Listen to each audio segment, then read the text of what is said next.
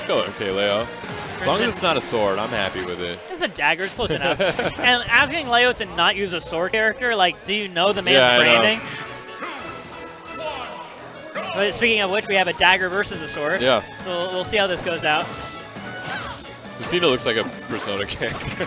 She actually, like, she would fit as a Phantom Thief. Yeah. Like, she has a mask, right? She's a teenager who's, like, rebelling against the future and whatever. It's basically a Phantom Thief, I'm telling you.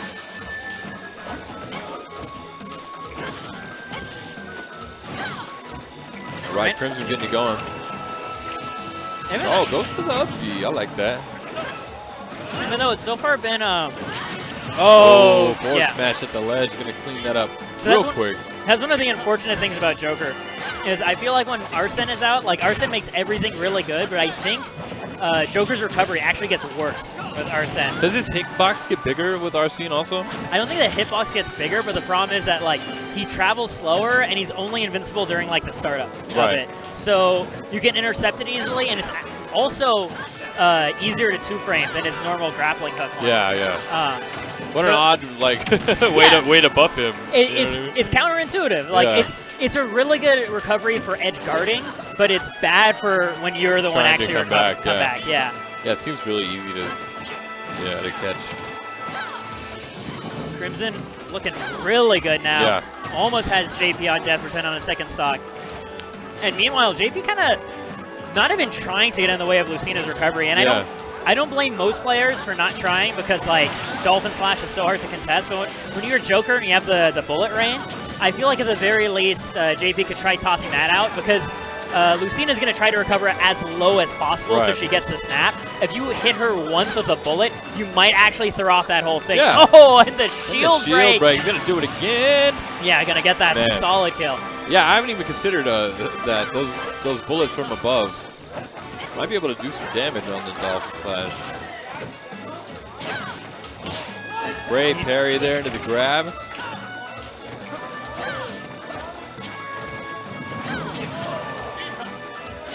Side B.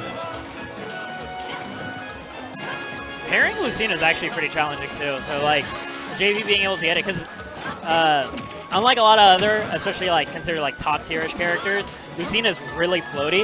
Yeah. Which means that the timing of her aerial as she's falling next to you actually has a big window of difference. So being able to parry every timing, like, with the same parry timing is super hard. You have to actually kind of read whether they're going to do an early aerial or a late one. Yeah.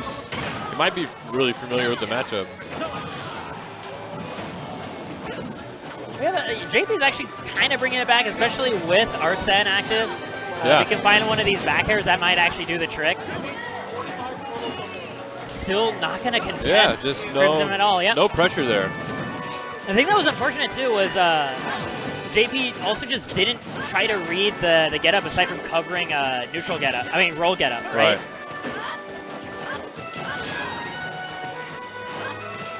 Crimsym's got that rage right now. Yeah. Won't take much. At this point, Yeehaw is going to kill. Oh! Into the up smash? That was an unfortunate whiff of a whiff punish. But I see where Crimsym was coming out from with the rising shield breaker, and I got to respect that play. Yeah. Especially considering how non-committal Jae Pea was being about, like, the ledge wake-up situation. Yeah. Just being like, well, if you're just going to stand there and shield, I might be able to kill you, right? If you're not going to commit to anything. But Jae Pea actually got a whiff there. Didn't quite pick up the punish right afterwards. That move is surprisingly safe for what the potential payout could be. Yeah. I'd like to see Jae Pea do a bit more aggressive tactics on the ledge this round. I'd like to see him go Villager. There we go. There we go, yeah. Yeah, his Villager's nice. Please, help yourself. All right. So, I mean, this is still, when it comes to the up-close game or even the mid-range game, this is still going to be pretty tough for Villager because, like, now he has even less melee range. But the plus side is he does have himself the slingshot. He's got to be careful down here, man. He's going to be okay. He's got the blue flight, man. Oh, wow, he almost got the neutral get-up timing. But just like that, you know, like, Jae Pea went out there really bold. Okay. Oh, no! Wow. I can't believe you recovered from that. So JP went out so boldly after like those first 3 fairs. Yeah. And like he actually took so much damage from Crimsym just coming back to the stage that he lost the percent lead as a result of that. I understand, like, especially in that situation where you have all the wind in your sails wanting to go out there, but kind of unfortunate for him how it paid out. You can tell that the difference in the level of confidence, though, between the characters with JP. Like, he's down to kind of chase you off stage. Yeah, with Joker, his feet were he's glued like, to the no, stage. it's fine. Yeah. Come back for you. I'm a responsible teenager. This is my curfew. I have to stay here. I'm on probation. I have school tomorrow, man. Yeah. The villagers trying to party all night. And JP slowing it down, though. Not going to get carried away like he did in the beginning seconds. Yep, there. Great timing there with the rocket. Wow, that much whiff lag on the block of the that's upsetting.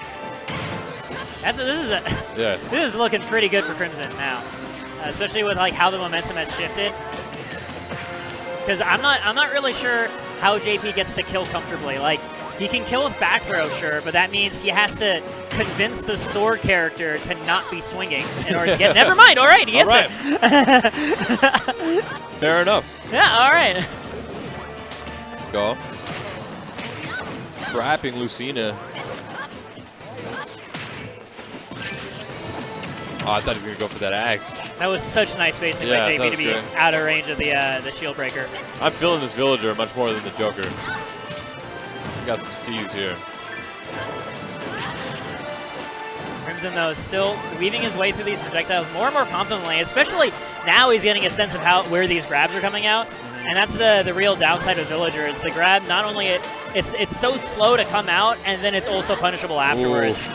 Very close to losing his invulnerability on the ledge there. Barely avoid the forward smash. I respect Crimson's use of Dolphin Slash. It's kind of like a panic button there. Yeah. Especially Pokemon Stadium, if you do it closer to the ledge, like you can potentially land on those platforms. You cut the lag in half essentially. Wow, great slingshot. Is that a taunt? No, that's that's what Villager does if you try to plant a Sprout, but there's a Sprout already on the stage. I was like, what is that animation? Waits it out with the back air. So here we go. Pretty even. Last stock, but it is Crimsym up again. JP looking way better this game. Yeah. He's got it. That's the scary thing, though, is like he doesn't have this in the bag, though. Crimsym is in such a good position now, holding on to stage. Yeah. Great use to get up attack. Being able to beat out the down tilt. Oh, good patience there. Oh. JP just disengages. He gets the luxury of doing that because he has so much stage behind him thanks to Pokemon Stadium. Starting to run away with the stock a bit. Oh, to the challenge. Oh, up smash does it, with the berry. And like that's the thing, because JP always has that option when he has the pressure, is that he can always run back and throw out an attack to catch you trying to rush in, because like you finally blocked an attack and you don't want to be in the corner forever against a zoner. And that's the reason why I think that like that stage was his counter pick for Villager, is just that much real estate to play with, where you can keep jumping backwards and slingshotting, for example. And like you don't even get to hit him. Like you just get to you block like 4 slingshots and then maybe he's in the corner. Yeah. Crimsym having a hard time with this rocket setup. He covers the air so well with the slingshot right after. He's got to find a way in now. Oh, might switch to in terms of mind counter games. I actually didn't see where Crimsym went, actually. I hope it was a smaller stage. Okay, yeah, this is a smaller stage. All right. A lot less room for JB to play in. And also, Crimsym now has himself a reflector, thanks to the orbiter. Smart. I know Crimsym plays a lot of characters. I think I could have sworn I've seen him play Falcon before. Yeah, he plays with a lot of people. He's a student of the game. Oh, yeah. Yeah, that's going to come in handy real quick. the cross-up nair, but also the orbitars. Crimsym trying to figure out where exactly he can exploit the hole. Right now, he's just trying to focus on, I'll reflect the rocket, and then I'll be able to hit him afterwards. I'll worry about the rest later. Yeah. And I mean, to his credit, it's working. Wow, Man, the slingshot, yeah. Close hit a slingshot is a killer. Yeah, the knockback on that. That almost killed him at like 70. Like, that was gross. It's because it's Yoshi's, right? This is such a small side blast on stage. And to be fair, being regular pit, he has the same thing with his like upper dash arm, and then also the what's it called? Wait, no, that's Dark Pit who sends horizontally, right? Yeah. Yeah. So never mind. Dang. He only gets vertical knockback. Crimsym doing it the old-fashioned way here. Use the forward air. It's hard to see who's going to come out on top of this right now. The thing that's crazy is like how many different potential recovery paths Crimsym is like covering, and like he still manages to pick up Jae Pea afterwards too.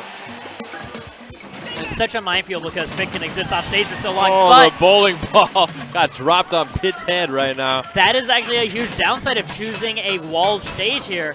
Yeah. Most other stages like Battlefield, like you can recover from the Oh, no. I was gonna say most other stages you can recover beneath the stage where the bowling ball like falls behind you, but not here. Unfortunately, Crimsym with the SD there.